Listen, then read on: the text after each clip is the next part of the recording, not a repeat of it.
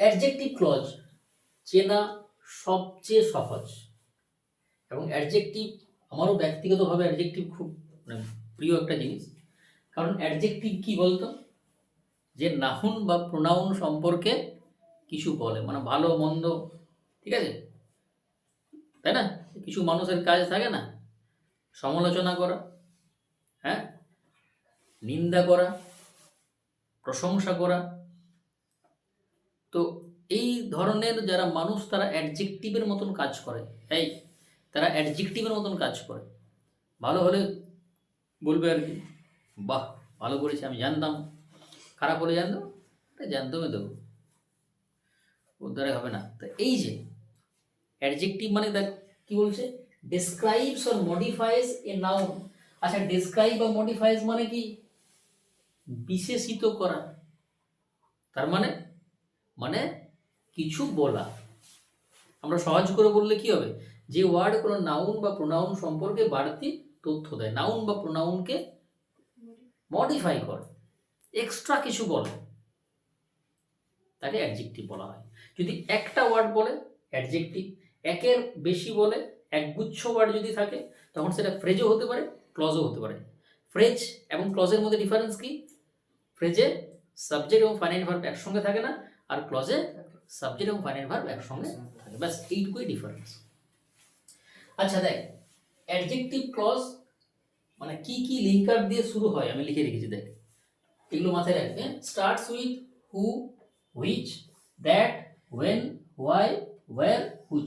সবচেয়ে বেশি মার্ক করে রাখবি, সবচেয়ে বেশি কিন্তু এই দুটো লিঙ্কার দিয়ে সবচেয়ে বেশি জয়েনিং হয় কোন ক্লজে, অ্যাডজেক্টিভ ক্লজে। আর নাউন ক্লজে সবচেয়ে বেশি কি হয়, দ্যাট আর হোয়াট। নাউন ক্লজে সবচেয়ে বেশি যে ইউজ হয় লিঙ্কারগুলো সেটা হচ্ছে হোয়াট আর দ্যাট। আর অ্যাডজেক্টিভে কি হয়, হু আর হুইচ। যদি ব্যক্তি হয় সেক্ষেত্রে হু, বস্তু হলে which. This is the girl who called me, কোনটা adjective clause, who called me, ঠিক আছে।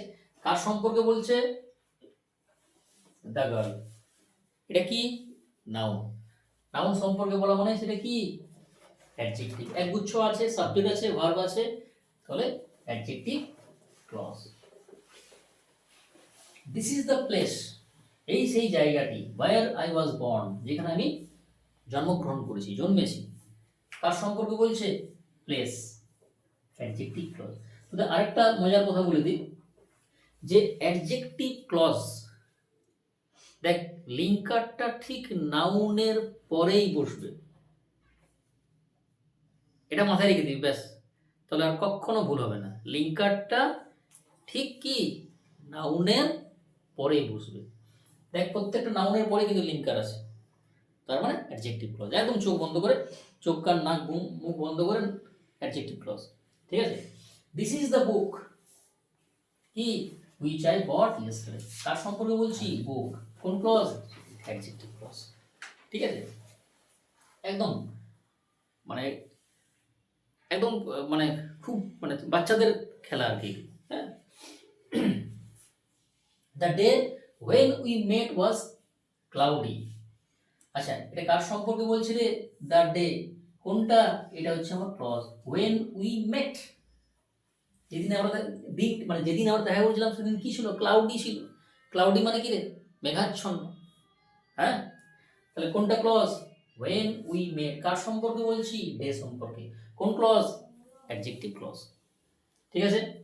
This is the man whose house I have rented, এই সেই লোকটা যার বাড়ি আমি ভাড়া নিয়েছি। কার সম্পর্কে বলছে, ম্যান সম্পর্কে, কোনটা ক্লজ, অ্যাডজেক্টিভ ক্লজ, ঠিক আছে। The reason why he left is unclear, রিজনটা কি, নাউন, ওয়াই হি লেফট, কার সম্পর্কে বলছি, রিজন।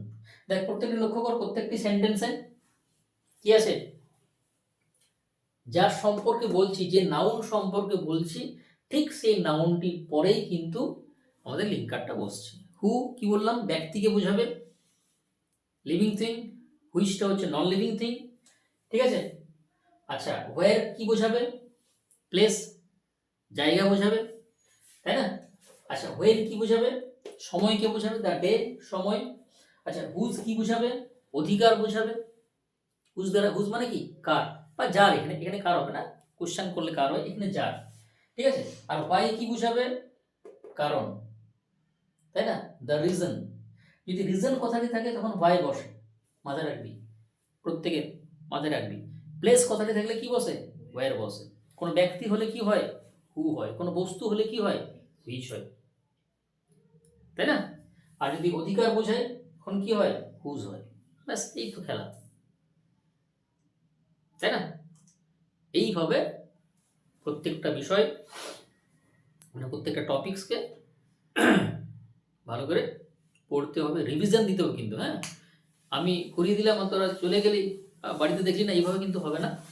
আমি যেভাবে পড়াচ্ছি, হ্যাঁ, সেগুলো, এই সেন্টেন্সগুলো দেখবি, আমি আরও সেন্টেন্স পাঠাবো, সেগুলোকে আইডেন্টিফাই করবি। এইভাবে প্রতিদিন কিন্তু মানে প্র্যাকটিস করতে হবে, রিভিশন করতে হবে, তবে হবে। ঠিক আছে। আর আমি তো বলে দিলাম যে পড়া কিন্তু ধরবো আমি। আজ যে পড়াটা দিচ্ছি, নেক্সট ডে সে পড়াটা আমি ধরবো কিন্তু। আজ গ্রামার করাচ্ছি, পরের দিন গ্রামার মানে পড়া ধরবো, দেন নেক্সট টপিক হবে, সেটা টেক্সট হোক বা গ্রামার রাইটিং হোক। টেক্সট পড়াবো, পরের দিন ধরবো, তারপরে বাকি অংশ হবে। রাইটিং করালাম, রাইটিং কাজ হবে, ধরা হবে রাইটিং, মানে বলতে হবে মুখে মুখে বা লিখতে হবে, তারপরে নেক্সট টপিকে যাব।